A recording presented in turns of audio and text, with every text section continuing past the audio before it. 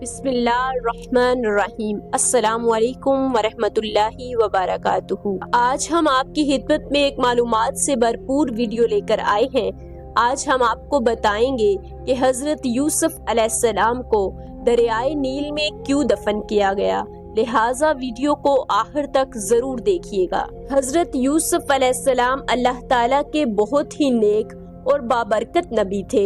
आप हजरत इब्राहीम अलैहिस्सलाम के बेटे, हजरत इसहाक अलैहिस्सलाम के बेटे, हजरत याकूब अलैहिस्सलाम के बेटे थे। कुरान मजीद में आपके हुस्नो जमाल, चेहरे, अल्लाह पर तवक्कल और आजमाइशों का जिक्र बड़े वाज़े अंदाज में सूरत यूसुफ में किया गया है। अल्लाह ताला ने हजरत यूसुफ और इनके वालिद को एक दूसरे से जुदा कर दिया ताकि इनके सब्र का इम्तिहान लिया जा सके। जब हजरत यूसुफ के भाइयों ने हसद की बुनियाद पर इनको कुएं में डाल दिया और घर आकर कह दिया कि इन्हें भेड़िया खा गया, पहले हजरत यूसुफ अंधेरे कुएं में बेयारो मददगार रहे, फिर अल्लाह की आजमाइशों में कामयाब होते गए।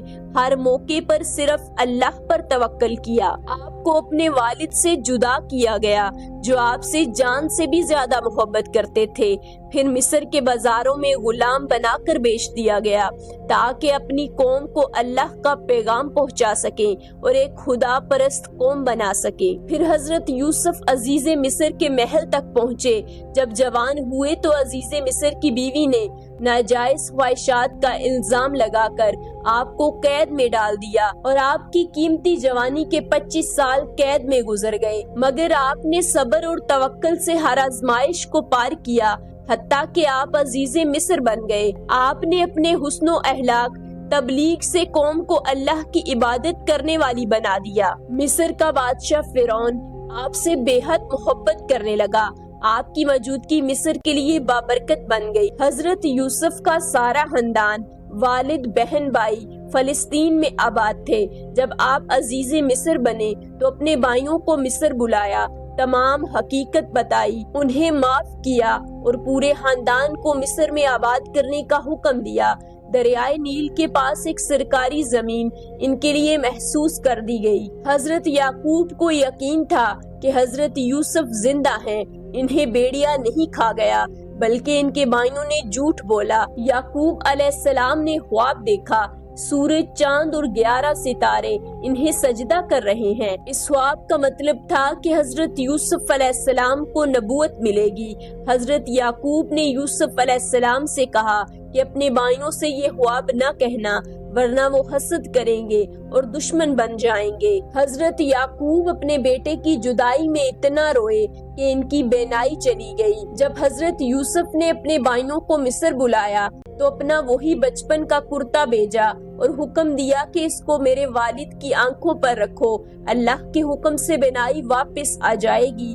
और ऐसा ही हुआ। हजरत याकूब की बेनाई वापस आ गई और पूरा खानदान मिस्र में आबाद हो गया। 40 साल बाद बाप और बेटे की जुदाई खत्म हुई। दोनों गले मिले तो आसमान के फरिश्ते भी रो पड़े। हजरत याकूब अलैहिस्सलाम 24 साल मिस्र में जिंदा रहे।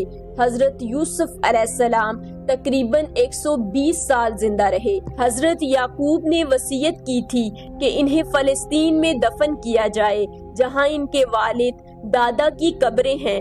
वसीयत के मुताबिक इन्हें वहीं दफन किया गया। हजरत यूसुफ अलैहिस्सलाम ने भी वसीयत की कि जब बनी इसराइल वापस फलस्तीन जाए तो इनके जिस्म को भी लेकर जाए और इनके अबाओ के पहलों में दफन किया जाए। आपने अपनी कौम से वादा लिया। जब हजरत यूसुफ का इंतकाल हुआ तो मिस्र के लोग चूंकि आपसे बेपनाह मोहब्बत करते थे तो ये इख्तलाफ पैदा हो गया कि आपको कहाँ दफन किया जाए। हर शख्स चाहता था कि आपकी कब्र इसके इलाके में हो ताकि बरकत हासिल हो। इख्तलाफ से बचने के लिए ये फैसला किया गया कि आपको दरियाए नील के दरमियान दफन किया जाए ताकि दरिया का पानी आपकी कब्र को छूकर पूरे मिस्र के लिए बरकत बन जाए। संगे मरमर का ताबूत बनाया गया और दरिया के दरमियान एक तहखाने में आपको दफन किया गया जिसके ऊपर दरिया बहता था। 40 साल गुजर गए, कई फिरौन आए और चले गए। फिर एक ऐसा फिरौन आया جس نے خدائی کا دعویٰ کیا اور بنی اسرائیل پر ظلم و ستم کیا۔ اللہ نے ان کی نجات کے لیے حضرت موسیٰ کو مبعوث فرمایا۔ حضرت موسیٰ نے بنی اسرائیل کو فرعون سے نجات دلائی۔